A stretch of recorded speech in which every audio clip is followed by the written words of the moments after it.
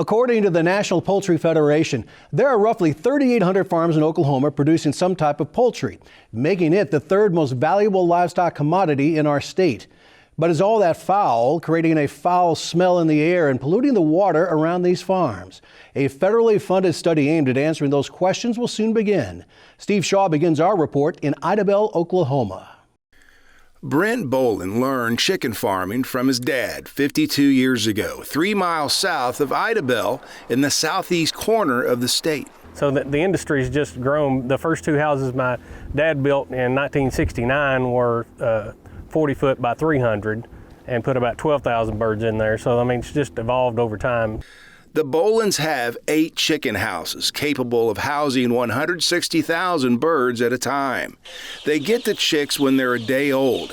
It's Bolin's job to watch over them for around 60 days until they're picked up and processed. He says they raise 4 litters a year here. 1 full-time employee, and then I have 3 daughters and a wife that know how to work. Bolin says his operation grows between 600,000 and 750,000 chickens a year. The net profit, he says, ranges from 2 pennies to a dime a bird.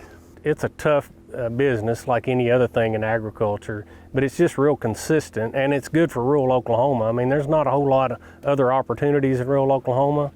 And, you know, back to the sad part about being a villain sometimes, I mean, that gets frustrating when you have a passion to do what you think you're called to do, to feed people. Bolin calls himself a mid-sized chicken farmer and knows there are much bigger. Something that just amazes me, that on any given Super Bowl Sunday, there's over 1 billion wings consumed. And, you know, that's just amazing to me that an industry is able to provide that. But yet, you know, we're constantly under the scrutiny of people saying, oh, it's bad, it's bad, it's bad, you know, when they really don't know. And some of that's our fault as an industry of being so busy and not educating the public on what we do, and, you know, the public being so removed from you know, grandpa and grandma's agriculture. And you know, if you think we can go back to the 1940s and 50s and provide the food that we do today, I mean, that's just not going to happen. What's about to happen is an air quality study at OU. Looking for residents at various distances from 500 feet to maybe, you know, half a mile away. Dr. Margaret Levin Phillips chairs the Department of Occupational Environmental Health. She says after getting several air quality complaints from residents in northeast Oklahoma about much larger, relatively new chicken farms, OU secured a $399,000 federal grant to study it. This is potentially a large issue with many different ramifications. So we are looking specifically at some airborne contaminants. Again, the dust, what microbes might be carried on the dust, and how that might affect the people who live nearby. And then ammonia as a marker for the odor, which is also something that people tell us is having quite an impact. Environmental watchdog Pam Kingfisher, we have a right to know, is participating in the study. She says 42 mega-sized chicken farms have moved into Delaware and Adair counties since 2018. The State Department of Agriculture tells me that number is really 23.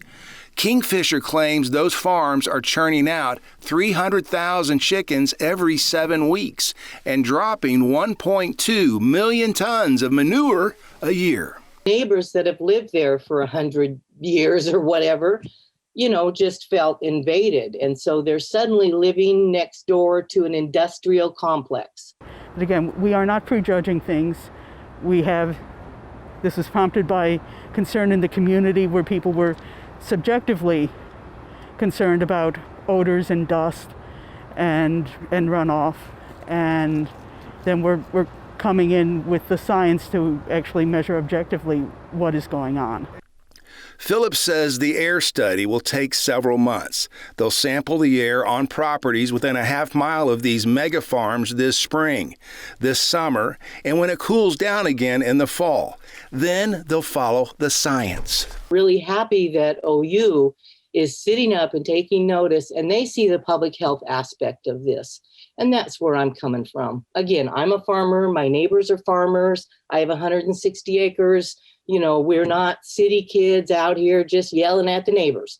You know, we are very invested in this land and in our home. I've had my land in my family since 1906. Back in Idabel, Brent Boland knows the OU air quality study is about 300 miles away from having anything to do with him. But chicken farmers, he says, shouldn't be punching bags. We have to be competitive too. I mean, you can't make really, really stringent laws in Oklahoma and then Arkansas not have those same stringent laws, or Alabama or North Carolina or wherever that we're competing against, or even a third world country for that matter. So, I mean, you know, everything's got to be reasonable. Steve Shaw, the Oklahoma News Report. Thanks, Steve. Dr. Phillips says if the air quality results warrant further investigation in northeast Oklahoma, her department will look to partner with other scientists to study the water quality in that area as well.